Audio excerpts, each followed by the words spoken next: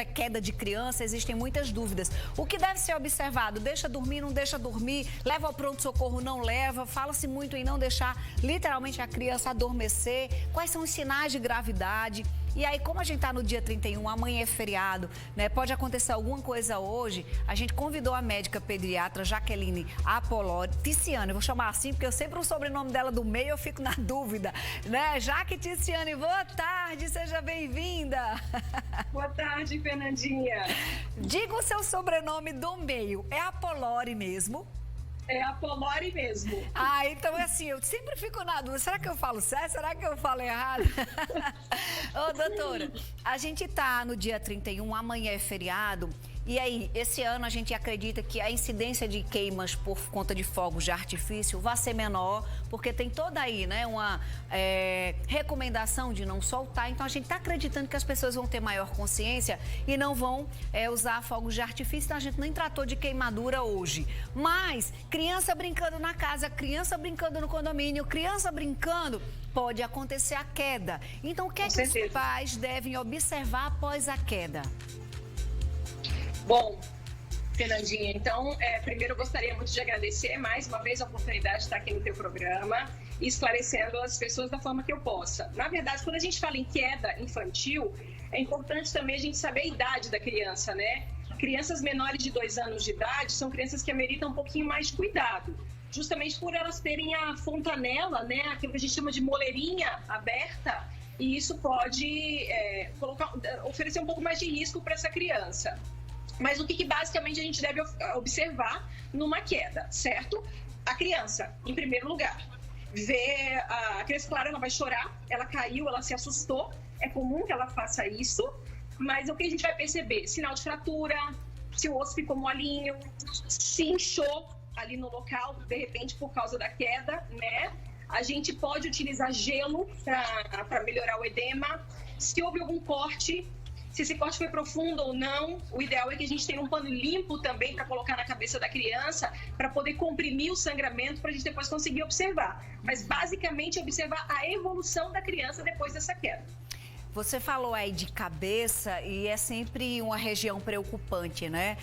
Fazer raio-x de crânio, por exemplo, é um procedimento que não são os pais que determinam. É somente quando chegar o pronto-socorro que muita pais, chegou lá, mas não fez nem o raio-x. É sempre necessário fazer um raio-x de crânio, uma tomografia? Ou não necessariamente vai depender da queda? Fernandinha, antes da gente definir, na verdade, o raio-x, porque quem realmente define isso é o pediatra, certo? E ele avalia de acordo realmente a gravidade da queda que essa criança teve e se ela está apresentando algum sinal ou sintoma que justifique aquilo ali. Uhum. Mas existe o raio-x de crânio, certo?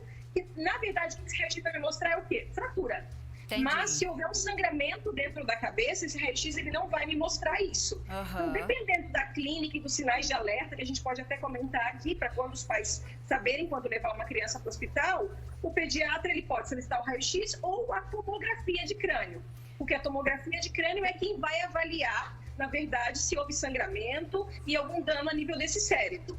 Ou dependendo dessa queda e da clínica dessa criança, o pediatra pode simplesmente optar em só observar a criança e não expor a criança à radiação. Doutora, por quanto tempo a gente observa a criança? Que é sempre uma dúvida. Vamos observar antes de levar para o pronto-socorro, principalmente dentro de um cenário de pandemia, de Covid-19, em que a gente evita muito levar criança e até a gente ir mesmo para o hospital. Enfim, por quanto tempo a gente fica observando? Então, antes da gente definir isso, a gente tem que definir quais as crianças que têm que ir para o hospital, que são crianças de maior risco. Vou dar um exemplo. Uma criança menor de 3 meses de vida. Se cair, você não vai ficar observando. Você vai ter que levar essa criança para o atendimento. Uma criança que tenha menos de 2 anos, que caia de uma altura maior que 1 metro, ou mais que 2 anos, com uma altura maior que 1,5 metro, ela vai ter que ser levada. Uma criança que caia de uma escadaria, mais de 4 degraus, vai ter que ser levada. Uma criança que, depois da queda, fica inconsciente por mais de 1 minuto, ou comece a vomitar, mais de 4 vômitos em 1 hora, alteração neurológica, crise convulsiva, não consiga falar caso ela já faça isso, tenha dificuldade para caminhar. Então, esse tipo de criança, quando cai e acontece algo diferente do usual, é bom o pai ficar esperto, porque essa criança ela vai precisar de observação. O que a gente tem que entender aqui, na maioria dessas quedas, graças a Deus, as crianças não apresentam sintomas assim graves. Então, máximo às vezes é um inchaçozinho na cabeça, um pequeno corte, um chorinho e a criança já fica bem. Aí sim, o que a gente vai fazer? Observar essa criança pelo menos 1 hora após essa queda.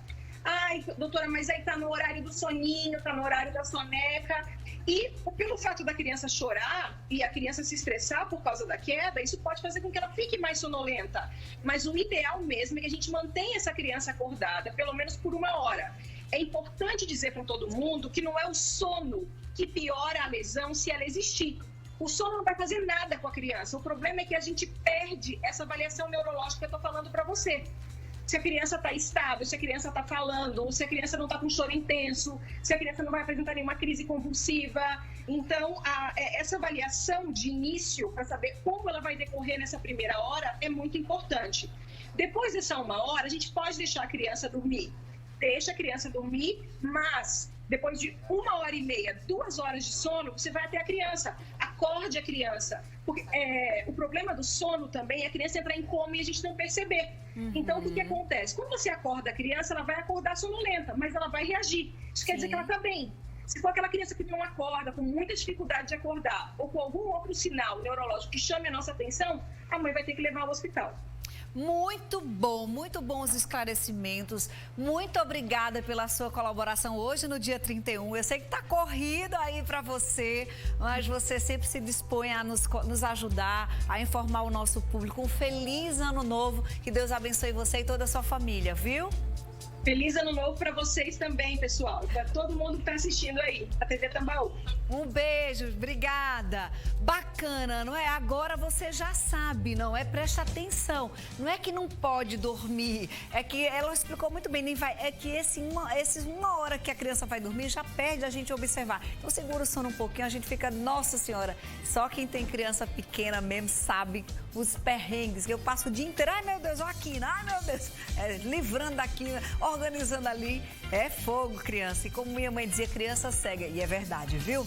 Agora, abra bem os olhos, porque